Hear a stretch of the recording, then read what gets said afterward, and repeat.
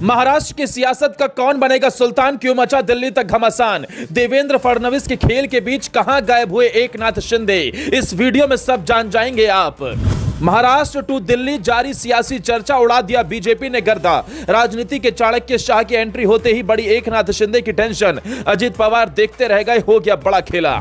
ना उद्धव ने सोचा, ना शरद पवार सके जान। महाराष्ट्र की राजनीति में ला दिया बीजेपी ने भूचाल। कौन बनेगा मुख्यमंत्री, कौन संभालेगा डिप्टी सीएम का पद, सब कुछ आ गया सामने। न तुम हो न हम कम हैं, ये बात इन दिनों महाराष्ट्र की सियासत पर बिल्कुल फिट बैठती है, क्योंकि करीब एक हफ्ता बीत चुका है, अभी तक महाराष्ट्र की सियासत का सुल्तान तय नहीं हो पाया। एक और जहां देवेंद्र फडणवीस को सीएम बनाने की बात सामने आ रही है, तो वहीं दूसरी ओर पूर्व मुख्यमंत्री एकनाथ शिंदे को लेकर महाराष्ट्र से दिल्ली तक मंथन चल रहा है। लेकिन महायुति गठबंधन मुख्यमंत्री का चेहरा तय नहीं कर पा रहा। माना जा रहा है कि बीजेपी की ओर से देवेंद्र फडणवीस सबसे प्रमुख दावेदार हैं।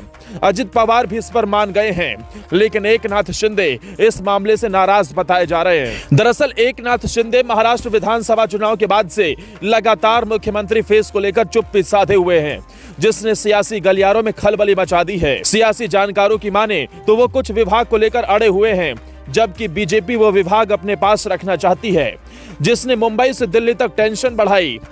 क्योंकि अगर बीजेपी को महाराष्ट्र में सरकार बनानी है तो एकनाथ शिंदे को साथ लेकर चलना होगा, जिसके पीछे की वजह भी है। एक्सपर्ट्स की माने तो एकनाथ शिंदे महायुति में मराठा समुदाय का सबसे मजबूत चेहरा माने जाते हैं। मराठा आरक्षण के मुद्दे को शिंदे ने जिस तरीके से संभाला है, उससे उनका कद और बढ़ गया है। मराठों के बीच एकनाथ शिंदे की अच्छी लोकप्रियता किसी से छिपी नहीं है। बीजेपी को डर है कि शिंदे की नाराजगी से मराठा समुदाय भी दूर खिसक सकता है, जिसका राज्य की करीब 115 विधानसभा सीटों पर हस्तक्षेप है। शिंदे के साथ से मराठा आरक्षण का मुद्दा भी सधा हुआ है। वहीं अजित पवार जब महायुति में आए थे तो उन्होंने वित्त मंत्रालय जैसा अहम विभाग अपने पास रखा था।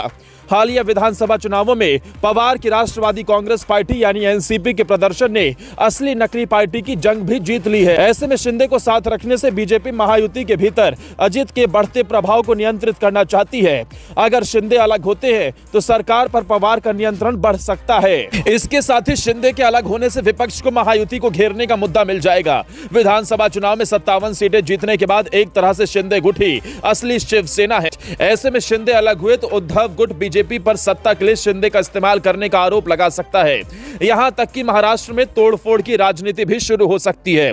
साथ ही केंद्र में बीजेपी के नेतृत्व वाली एनडीए सरकार में शिंदे की शिवसेना के 7 सांसद हैं।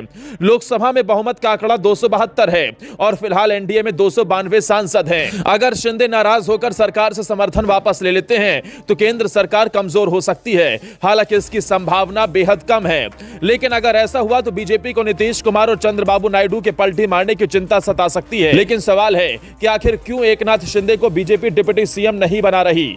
महाराष्ट्र की राजनीति की नब्ज पकड़ने वालों की माने तो एकनाथ शिंदे ने अपने बेटे श्रीकांत शिंदे को डिप्टी सीएम बनाने की मांग की है, जिस पर बीजेपी सहमत नहीं है। श्रीकांत के पास बड़े पद के लिए राजनीतिक अनुभव नहीं है। इसके अलावा बीजेपी को डर है कि श्रीकांत को उप मुख्यमंत्री बनाने से पार्टी पर भाई भतीजावाद के आरोप लग सकते हैं। यह भी कहा जा रहा है कि ऐसा करने से शिंदे के गुट के कई वरिष्ठ नेता नाराज हो सकते हैं। दिल्ली से आई खबरों की माने तो बीजेपी शिंदे को उप मुख्यमंत्री पद दे रही है, लेकिन वो इस पर राजी नहीं है। शिंदे का मानना है कि मुख्यमंत्री के बाद उप मुख्यमंत्री का पद लेना एक तरह की गिरावट जैसा है।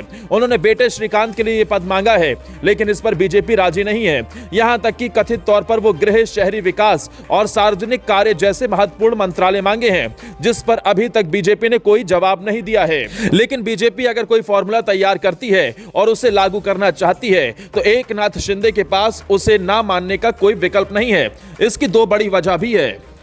पहली वजह महाराष्ट्र विधानसभा का नंबर और दूसरी वजह गठबंधन का स्पेस है। अब आगे क्या होता है देखने वाली बात होगी।